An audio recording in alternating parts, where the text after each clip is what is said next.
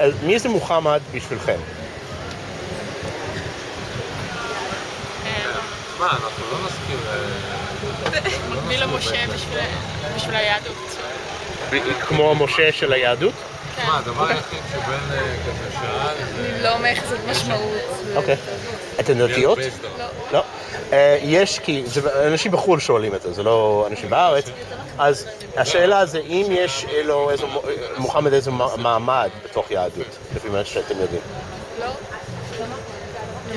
לא, ולמה? כי הוא מאוחר הוא מוסיף לסט, הוא משתמש רק בבית. מאוחר כאילו מהיהדות, זה אני חושבת כאילו מהיהדות. הוא מוסיף לו עוד מלא תוספות. מי זה מוחמד בשבילך? שאלתי על ישו כבר, מי זה מוחמד? איזה שם שמשתמשים בו. אוקיי, אבל מוחמד של אסלאם, כאילו. זה הנביא. אוקיי, ובשביל יהודים בכלל, אם מישהו מוסלמי שואל אם מוחמד יש לו איזה עמדה אצל יהודים, מה היית אומר?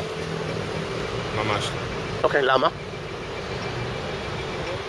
זה לא משהו שקשור ליהדות, אז אין לי שום דבר שאני מזוהה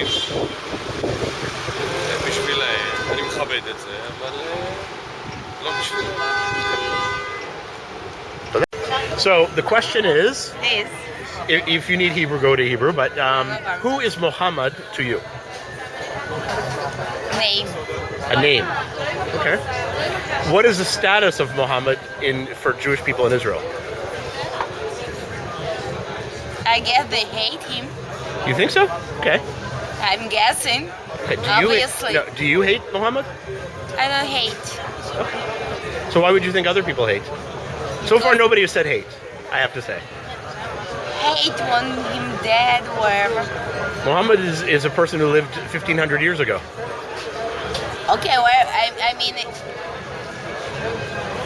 if he was alive, they want him to be dead. Somebody that presents something bad. But So what do you think Muhammad presents that is bad? I don't Or what do think you about okay. it. I don't think about it. Okay. Seriously, especially that it was 150 years ago. 1,500 or No, 1,400. it doesn't really matter. It's just a name. Okay. And I'm thinking about today and be nice. Okay. So, but And for judge you, wait, people we'll get judge. Sorry, go ahead. Judge people as. As people, as who they are. But you said Israelis you think would hate him. Why do you think that? Because he's Arab.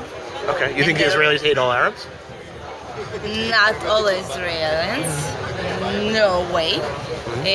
But the ones that hate everything hate him too. Okay. Fair enough. The guys You wanna- that like to hate.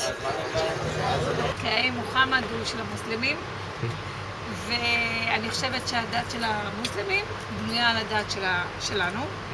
חלק גדול ממנה, הם מאמינים באותם דברים, עושים ברית וכל זה, ופשוט אני חושבת שהנביא מוחמד הסתגר באיזה הר, יצא אחרי מלא שנים ואמר, אני הנביא, אני מוחמד. וזהו, הוא הפיץ את תורת האסלאם, זה בערך מה שאני יודעת עליו, אוקיי. שהיא מאוד מאוד קרובה לתורה שלנו. Okay.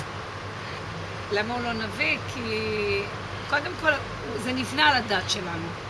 הוא הסתגר באיזה מערה או whatever, באיזה הרים, לא יודעת מה, על מה שאני יודעת, אני יודעתי, ופשוט הוא יצא והכריז על עצמו כנביא.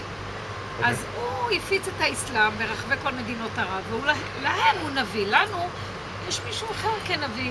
Okay. כי ממשה ועד משה, לא כאן כמשה, זה לא יודעת, היו נביאים, תורה, משהו אחר. מה התפקיד של נביא ביהדות? נביא, אם אתה פותח מילון, אז זה חוזה את העתיד, מנבא מה הולך לקרות. אוקיי. אז היו נביאי זעם, והיו נביאים טובים, ונביאים שניבאו דברים טובים ודברים רעים, אבל הם בעיקרון מובילים את העם למטרה מאוד מסוימת, ומנבאים להם מה הולך להיות, ולמה כדאי להם ללכת בדרך של אלוהים, למה כדאי להם שהוא... זה היו נביאי זעם. מה זה זעם?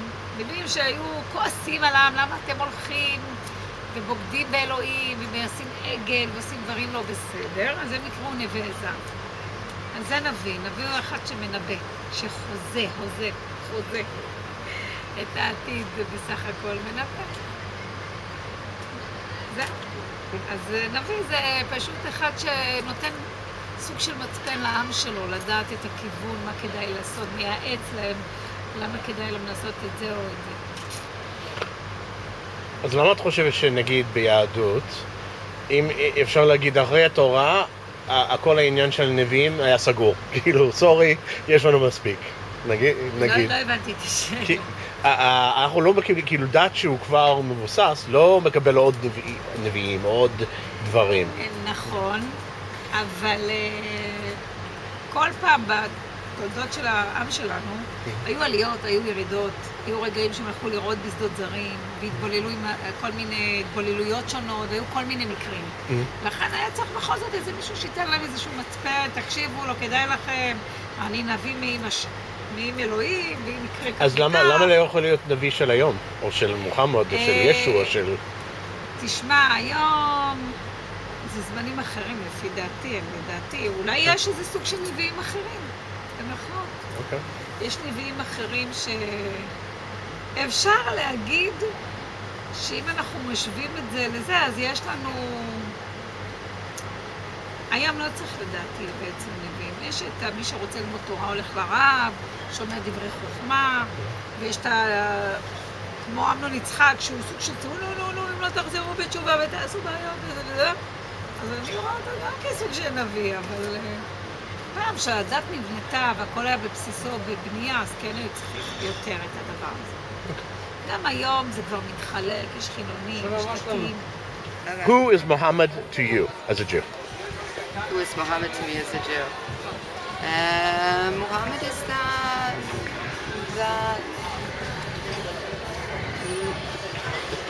Prophet?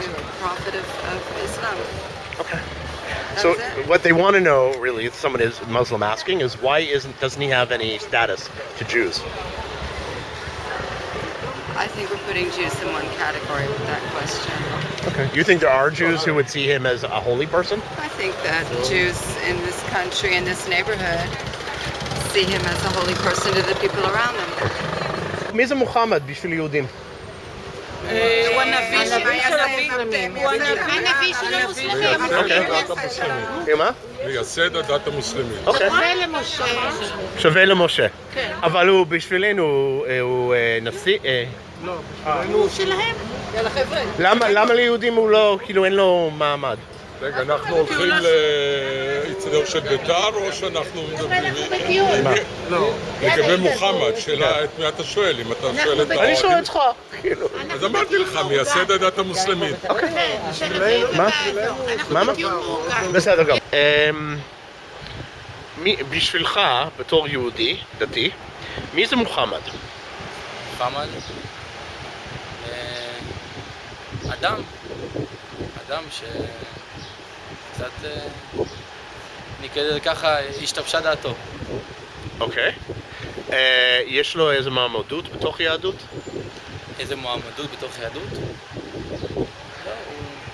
לא כל כך. אוקיי. ולמה לא? למה לא? כן. למה הוא לא... prophet, למה הוא לא נביא? נביא, כן. כי הוא לא נביא. תורה אומרת לנו מי נביא ומי לא. והוא לא נביא. אוקיי, אז להסביר את זה בצורה אחרת, המוסלמים אומרים שכל, נגיד, נוח ואדם ואברהם הם נביאים, לפי אסלאם. אבל למה הם שואלים, זו השאלה, למה מוחמד לא נביא לפי... כן. אוקיי. לא יודע. אוקיי. זה לא כתוב בתורה, זה אפשר להגיד. יש לנו את המסורת ולא יודעים. אוקיי.